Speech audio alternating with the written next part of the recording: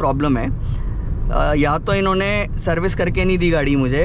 If I were to diagnose I would start with you know that TPS throttle position sensor, और फिर उसके बाद आपका ABV air bypass valve.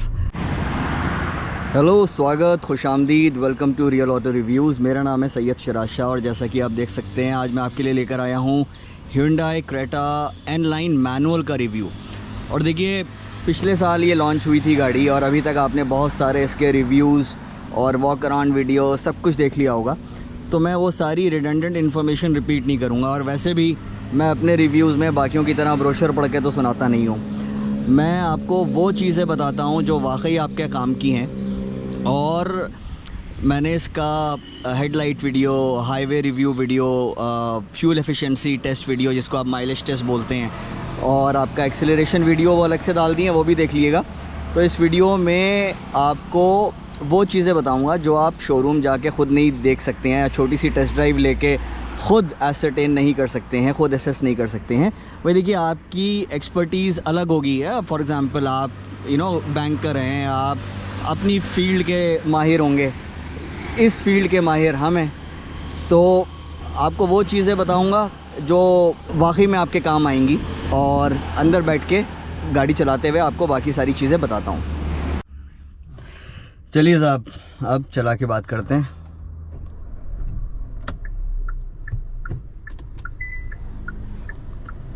और आपको सबसे पहले तो ये बता दूँ, मैंने फ्यूल एफिशिएंसी टेस्ट में बताया था कि जब बिल्कुल इसका लो फ्यूल लाइट वार्निंग जो है वो आ जाती है, उसके बाद आप जब पेट्रोल भराते हैं ना, मैंने तो 500 रुपये का अगर आप भराएंगे, मैंने 508 रुपये का भराया था, तो इसकी जो रेंज है वो दोबारा रीसेट नहीं होती है। 700 का भराया मैंने, फ्यूल एफिशिएंसी टेस्ट करते टाइम ये चीज़ नोटिस करी, तो उस टाइम पे फिर वो मतलब that is enough petrol to ensure that इसकी जो रेंज है वो ये इसका कंप्यूटर पढ़ ले कि हाँ भैया पेट्रोल डल गया है। पर क्या होता है, ये कांटा जो है ये इस पे आ जाता है, छोटा सा बार। खैर, तो देखिए, सबसे पहले तो आपको ये बताता हूँ कि N-Line जो है ना वो क्या है। देखिए, क्या हुआ था कि 2006 में टोक्यो ड्रिफ्ट के अंदर हान ने बोला ना उस लौंडे को कि you represent me now, did you think that I let you roll in a Hyundai। वो बात जो है Hyundai को चुभ गई, ठीक है, पर उस टाइम उन्होंने कुछ करा नहीं। फिर क्या हुआ, ये 2006 की बात है, और 2007 में क्या हुआ कि प्राइवेटियर थे दो, शूमैन ब्रदर्स, उन्होंने Hyundai कूपे वो, और ऑफ कोर्स नürburgring की जो 24 घंटे की रेस होती है उसमें 3-4 ड्राइवर चाहिए होते हैं, तो 2 लोग और थे। इन लोगों ने एज प्राइवेटियर्स उसमें compete करा और SP4 क्लास के अंदर वो जीते, और ओवरऑल 230 गाड़ियों ने स्टार्ट किया था, जिसमें से वो 13th रैंक आई उनकी ओवरऑल। Hyundai ने चीज़ नोटिस करी, उस टाइम भी खैर उन्होंने कुछ करा नहीं कॉन्क्रीट। 2012 में इनको एहसास हुआ कि भैया जैसे मर्सिडीज़ की AMG है, BMW की M है, M डिवीज़न, तो हमारे पास भी M डिवीज़न एक ऐसा डिवीज़न होना चाहिए AMG और M की तरह, जिसमें हम जो है हाई परफॉर्मेंस व्हीकल्स जो हैं वो डेवलप करें। तो 2012 में N जो है Hyundai N की स्थापना हुई, और उसके बाद फिर क्या हुआ, इन्होंने 2014 में दोबारा ये WRC के अंदर घुसे, और अच्छी रिस्पेक्टेबल इनकी फिनिशेस रहीं, और 2019 में they won the manufacturers title, और 2020 में भी दोबारा रिपीट करा इन्होंने, मैन्युफैक्चरर्स टाइटल जीता इन्होंने। उसके बाद 2021 में ये N-Line पहली गाड़ी लाए इंडिया में, i20 N-Line। तो अब N जो सीरीज़ ऑफ व्हीकल्स है वो तो प्रॉपर जो है हाई परफॉर्मेंस गाड़ियां हैं, जिसमें प्रॉपर तरीके से इंजन पे काम किया जाता है, सस्पेंशन पे काम किया जाता है, वो अपना काफ़ी हाई हॉर्स पावर वाली गाड़ियाँ होती हैं। एन लाइन क्या है भाई, कॉस्मेटिकली जो है वो आपको जो है आप ट्रिब्यूट समझ लिए कि इनकी एन सीरीज़ की जो सक्सेस है उसकी खुशी को सेलिब्रेट करने के लिए इन्होंने एन लाइन का इजाद किया। और तो उसमें आपको ये आपकी रेड स्टिचिंग वगैरह इंटीरियर्स में और ये रेड एक्सेंट्स बाहर भी, ये सब जो है ताम तिगड़ा आपको मिलेगा। तो अब यहाँ पे बात आती है, देखिए एक चीज़ बताऊँ आपको कि मैन्युफैक्चरर अपनी प्रेजेंटेशन में कुछ भी बोले, एज़ जर्नलिस्ट्स, एज़ रिव्यूअर्स हमारा काम होता है उसको चेक करना। जो वो बोल रहे हैं उसी को आपने कॉपी पेस्ट कर दिया, वो रिव्यू नहीं है। आप किसी बात के रिव्यूअर या जर्नलिस्ट नहीं है, आपका काम है उसको वेरीफाई करना। तो अब मैं आपको एक बात बताऊं कि i20 एन लाइन, उसमें तो इन्होंने सस्पेंशन पे काम किया है। और मैंने जब गाड़ी चलाई थी फर्स्ट ड्राइव पे इन्होंने बुलाया था, इसके उस पर नहीं बुलाया था, साल भर बाद दे रहे हैं मुझे, खैर बेटर लेट देन नेवर। तो उसके रिव्यू में मैंने बोला था भाई this is what the i20 should have been to begin with. वो बहुत प्यारी गाड़ी है। मैं आपको अभी बता रहा हूँ, सारे रिव्यूअर्स ने और काफ़ी लोगों में ये चीज़ है कि अरे इसका जो सस्पेंशन है वो इन्होंने बीफ अप कर दिया है, घंटा कुछ नहीं करा है। और क्योंकि आप बैक टू बैक चलाइए, आपको कोई फ़र्क नहीं लगेगा। अगर आप अगर आपने excuse me for my language पर अपने पिछवाड़े में एनेस्थीसिया नहीं दिया हुआ है, ठीक है, आप महसूस कर सकते हैं चेंजेस। थैंक यू बेटा। तो तब भी आपको जो है बिल्कुल भी 19-20 का फ़र्क भी नहीं लगेगा आपको। देखिए अब 18 इंच के व्हील्स हैं और कंपैरेटिवली जो रेगुलर क्रेटा है उससे इसके जो टायर प्रोफाइल है वो थोड़ी सी पतली है। तो आपको जो फ़र्क लगेगा वो व्हील्स की वजह से है, सस्पेंशन की वजह से नहीं है। ठीक है, सस्पेंशन जब आपको एसेस करना होता है तो जब आप थोड़ा स्पीड में मोड़ते हैं उसी टाइम पे आप लेन चेंज भी करते हैं, हाई स्पीड पे पता लग जाता है। ठीक है, ऑफ कोर्स अगर आपके पास तजुर्बा है तो मैं आपको बता रहा हूँ सस्पेंशन में कोई चेंज नहीं है। अब ये बाय ऐसे कहते हैं ना कि ये जान के इन्होंने करा होगा कि भैया क्रेटा जो अल्टीमेटली लेगा वो फैमिली के लिए लेता है ना। क्रेटा इतनी क्यों बिकती है? 2 वजह से बिकती है, 3 वजह से एक्चुअली। सबसे पहला भाई भर भर के तो फीचर्स दे देते हैं हिंडा वाले हैं। दूसरा ये कि भाई पीछे बैठने वालों के लिए बेहतरीन स्पेस है।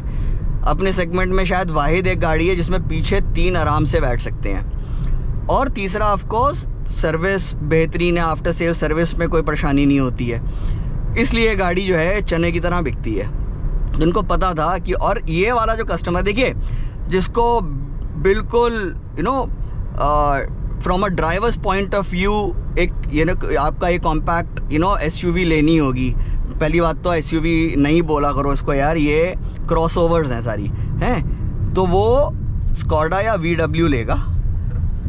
अब दूसरी बात ये भी है, जो स्कॉडा और वीडब्ल्यू के फ़ैन बॉयज़ हैं ना भाई, आपकी जो ड्राइविंग स्किल्स हैं वो इतनी अच्छी नहीं है जितनी आपको लगती हैं। ठीक है, और रोड के ऊपर ना, आप ट्रैक पे तो लेके जाएंगे नहीं, रोड के ऊपर बहुत ज़्यादा फ़र्क नहीं रह गया है, ईमानदारी वाली बात।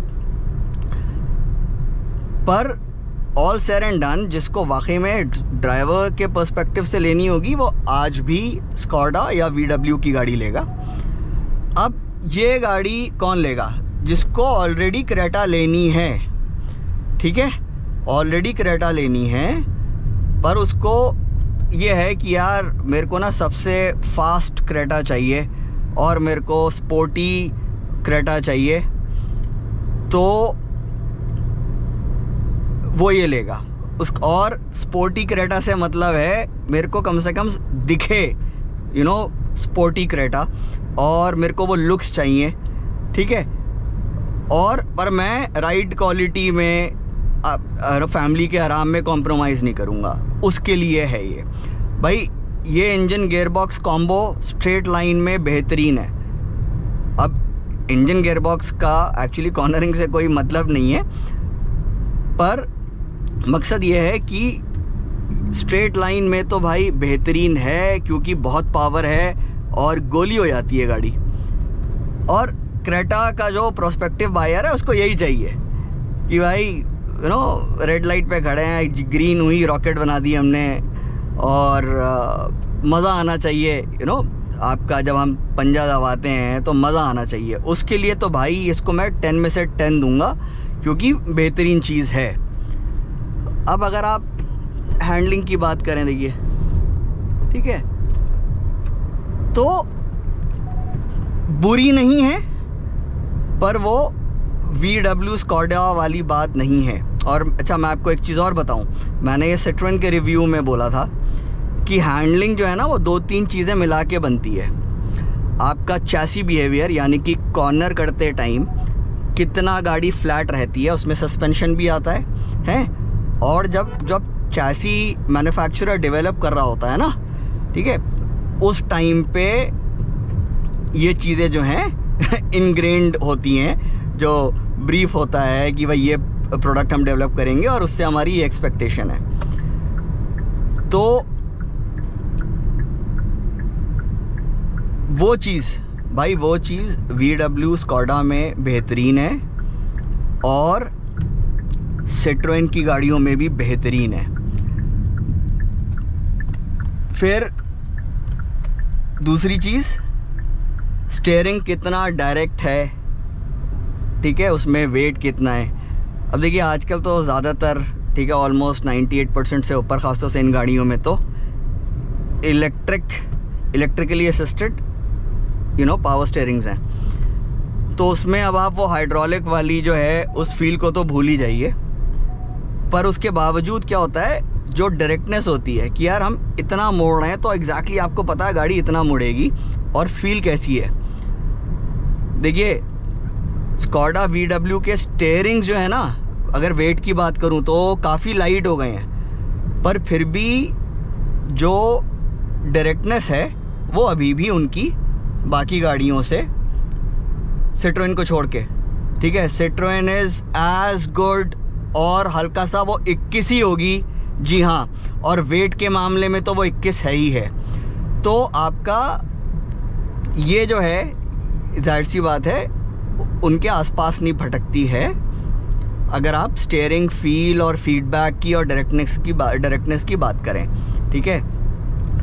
पर बुरी नहीं है किसी भी एंगल से, समझ रहे हैं। एक नॉर्मल यूज़र के लिए, या कह लिए कि थोड़ा सा जो तेज़ भी चलाना चाहता है, बुरी नहीं है, बहुत जल्दी आउट ऑफ शेप नहीं होती है। तो मतलब on a scale of 1 to 10, if overall handling की अब बात कर रहा हूँ, चैसी बिहेवियर, आपका स्टीयरिंग का डायरेक्टनेस और आपकी स्टीयरिंग की फील, ठीक है। और जब मैं चैसी बिहेवियर की बात कर रहा हूँ तो उसके अंदर सस्पेंशन भी आ गया।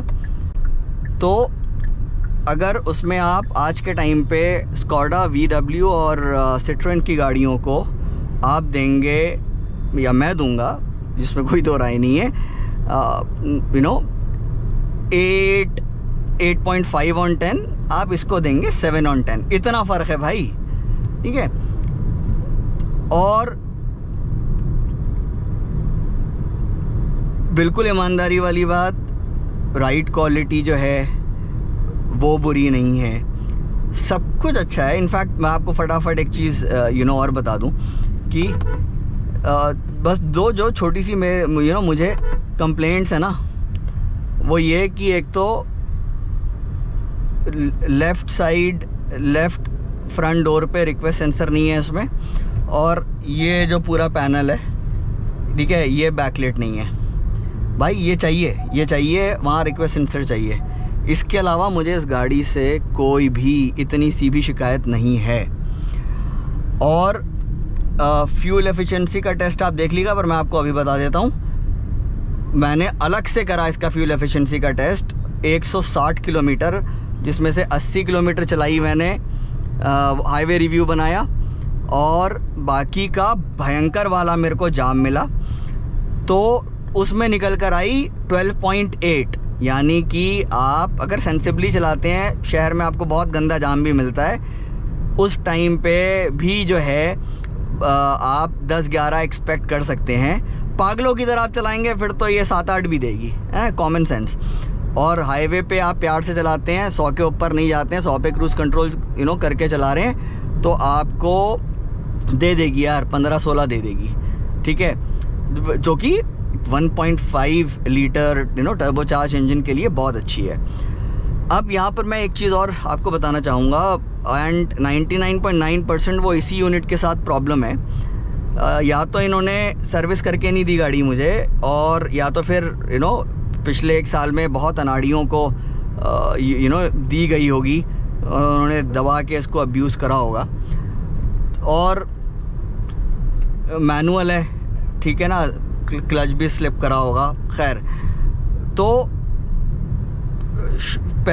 शुरू से ही पहले ही दिन से ना आपका पहले दूसरे गियर में, मैं आपको दिखाऊं कोशिश, पता नहीं वो वीडियो में पता लगेगा नहीं लगेगा, दिखाता हूँ। पहले और दूसरे गियर में ना जो है वो वीडियो में पता नहीं लगेगा, पर एक वो हल्का सा हेजिटेशन है। ये देखिए, तो बेसिकली दूसरे गियर में भाई, पहले गियर अब आप हर टाइम पे बिल्कुल 2000 RPM पे ले जाके ही सेकेंड गियर नहीं डालेंगे, 1500, पर वो इतनी देर में 1000 से जैसी नीचे जाती है तो हल्का सा वो प्रोटेस्ट है। अब ये नहीं होना चाहिए, बिल्कुल ईमानदारी वाली बात है। 1.5 litre engine turbocharged unit, again I am not talking about turbo lag, ये टर्बो लैग की वजह से नहीं है, ठीक है। टर्बो लैग आपको तब महसूस होता है जब आप पेडल टू मेटल कर रहे होते हैं, उस टाइम पे आपको होता है कि मैंने अभी दबाया, गाड़ी रिस्पॉन्ड कब कर रही है, टर्बो जो है वो प्रॉपर स्पूल कितने RPM पे हो रहा है। यहाँ तो मैं बात ही कर रहा हूँ आपका 2000 RPM के नीचे एक्चुअली। अब देखिएगा, अभी ये सेकंड गियर डालता हूँ, ठीक है। अब देखिए, उसूलन 1000 RPM के नीचे इतना इसको प्रोटेस्ट नहीं करना चाहिए।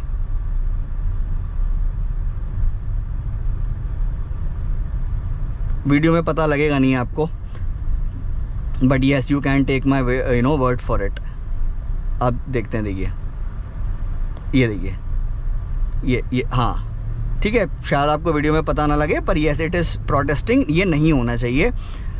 अब वैसे तो बहुत रीजंस हो सकते हैं, पर if I were to diagnose, I would start with that TPS throttle position sensor, और फिर उसके बाद आपका ABV एयर बाईपास वाल्व, क्योंकि हम आइडल, ऑलमोस्ट आइडल की बात कर रहे हैं। तो बहरहाल again this is an upkeep issue, back to back ये रिव्यूज़ के लिए गाड़ियां देते हैं तो शायद सर्विस ना करा पाए हों, पर ये चीज़ अगर मैं नहीं बताऊंगा तो ये नाइंसाफ़ी होगी मेरे प्रोफेशन के साथ, तो बताना ज़रूरी है।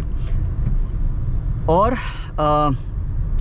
दूसरी चीज़ ये कि हाँ, थोड़ा सा इसके अलावा भी, अब इतना तो तजुर्बा है कि आपको ये मैं अभी भी बता सकता हूँ कि अब देखिए, ठीक है, ये चीज़ आपको ना नेचुरली एस्पिरेटेड इंजन के साथ नहीं होगी, और एक्चुअली टर्बोचार्ज 1.0 के साथ भी नहीं होनी चाहिए, जो मैं रेफ़र कर रहा हूँ कि थोड़ा ज़्यादा ट्रैक्टेबिलिटी होनी चाहिए थी इसके अंदर। इतनी गाड़ी ट्रैक्टेबल नहीं है, तो आपको गियर शिफ्ट मांगेगी, ये सिटी ट्रैफिक के अंदर गियर शिफ्ट मांगेगी। और आप मैनुअल ले रहे हैं, टर्बोचार्ज ले रहे हैं, तो बी प्रिपेयर्ड कि हाँ, आपको गियर शिफ्ट जो है अच्छे खासे करने पड़ेंगे। तो मतलब मकसद ये कहने का कि ये गाड़ी बिल्कुल अच्छी हेल्थ में भी होगी, तब भी ट्रैक्टेबिलिटी इसकी थोड़ी बेहतर होनी चाहिए थी, पर परेशान नहीं होंगे आप, पर अगेन बताना जो है वो मेरा फ़र्ज़ है। और क्या बचा, हाँ, एक चीज़ आपको बता दूं यार, देखिए, आपने अगर बाकी रिव्यूज़ में महसूस करा होगा, नोटिस करा होगा कि मैं इंडिया में ADAS का जो अडेप्टिव क्रूज़ कंट्रोल है ना, उसका फ़ैन नहीं हूँ। मेरे हिसाब से अडेप्टिव क्रूज़ कंट्रोल इंडिया में नहीं देना चाहिए, रेगुलर क्रूज़ कंट्रोल देना चाहिए। और अगर आप अडेप्टिव क्रूज़ कंट्रोल दे रहे हैं तो ऑप्शन होना चाहिए, जैसे टोयोटा की लेक्सस की गाड़ियों में होता है, जीप रैंगलर रूबिकॉन में भी है, that you can switch over to normal regular cruise control. तो मैनुअल में अच्छी बात क्या है, इसके अंदर नॉर्मल क्रूज़ कंट्रोल है, DCT अगर आप लेंगे तो उसमें अडेप्टिव है, तो मैं बहुत खुश हूँ। दूसरी चीज़ क्या कि भाई एक चीज़ ADAS की जो मैं कहता हूँ हर गाड़ी में होनी चाहिए, वो है आपका रियर क्रॉस ट्रैफिक अलर्ट। भाई इतना अमेजिंग काम करता है ना, इतना अमेजिंग काम करता है इसके अंदर कि पूछिए मत। और मज़े की बात, भाई ब्रेक भी लगा रहा है, ठीक है।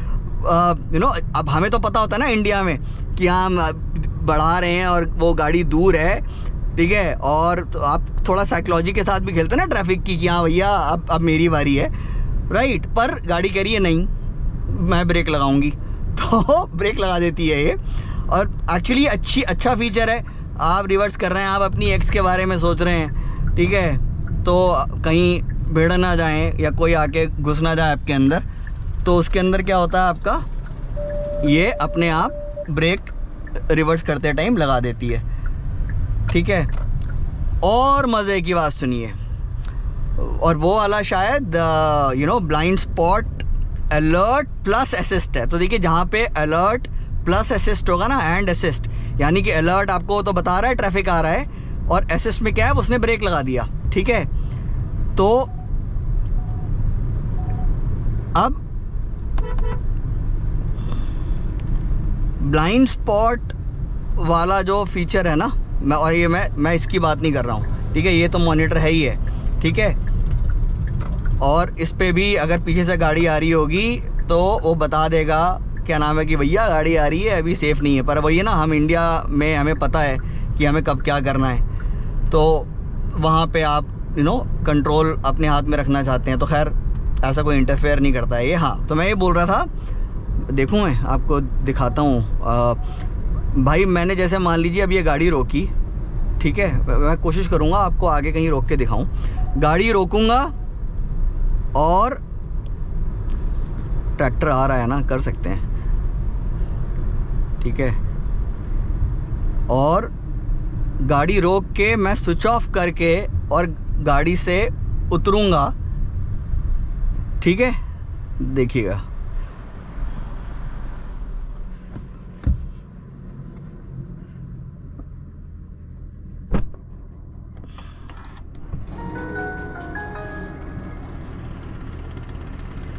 अब हाँ, अब क्योंकि वीडियो ऑन है तो नहीं बताएगा ना, ठीक है। ये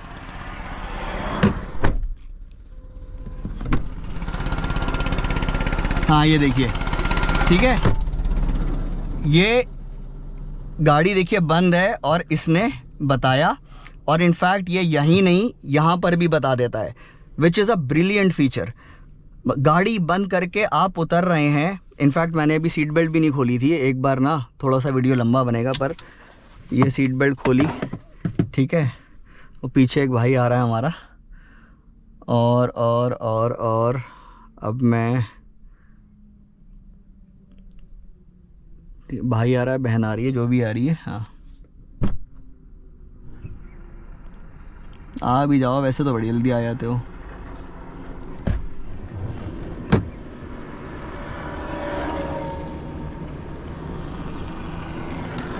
ठीक है, चलो अभी नहीं बताया इसने, पर वही वाली बात है, जब कैमरा ऑन नहीं होता ना तब सारी चीज़ें बोलती हैं इसकी।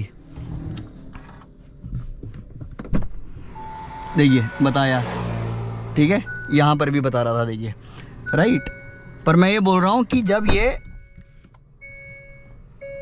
अब ये देखिए बंद करा और ये देखिए बताया कोलिजन वार्निंग, ठीक है। वो बेचारा डर गया था, ठीक है। अब भाई अब उसको नहीं पता ना कि मैं एकदम से पुरानी खोल दूंगा, ठीक है। तो मकसद ये है कि यस, हैंड्स प्रूव्ड, ठीक है, कि भाई गाड़ी बंद करने के बाद भी, भाई क्या होता है, गाड़ी बंद करिए आपने और अगले 1-2 सेकंड के अंदर आप उतर रहे हैं, पर ये बता देता है अगर पीछे से। ये मैं कहता हूँ इंडिया में बहुत बहुत बहुत ज़रूरी है।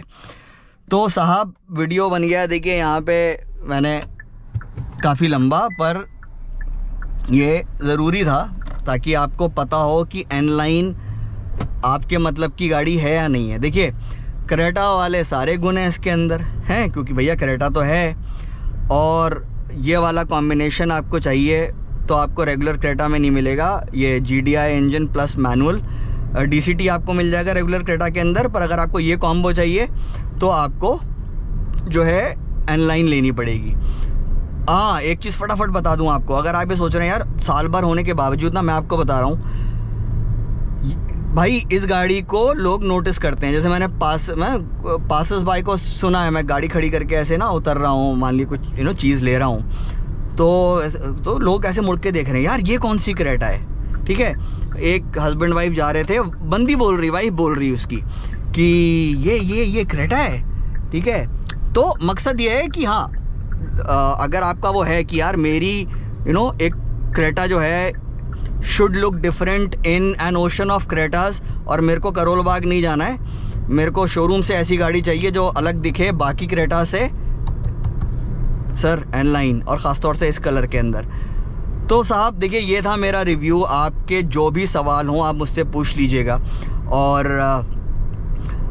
कमेंट ना कराओ, अभी कहाँ करा है, हाँ कमेंट कर दीजिएगा। अगर कोई सवाल ना भी हो तो सब्सक्राइब ना कराओ तो सब्सक्राइब कर लीजिएगा, और बहुत जल्द मुलाकात होती है नए वीडियो के साथ। बहुत बहुत शुक्रिया देखने के लिए।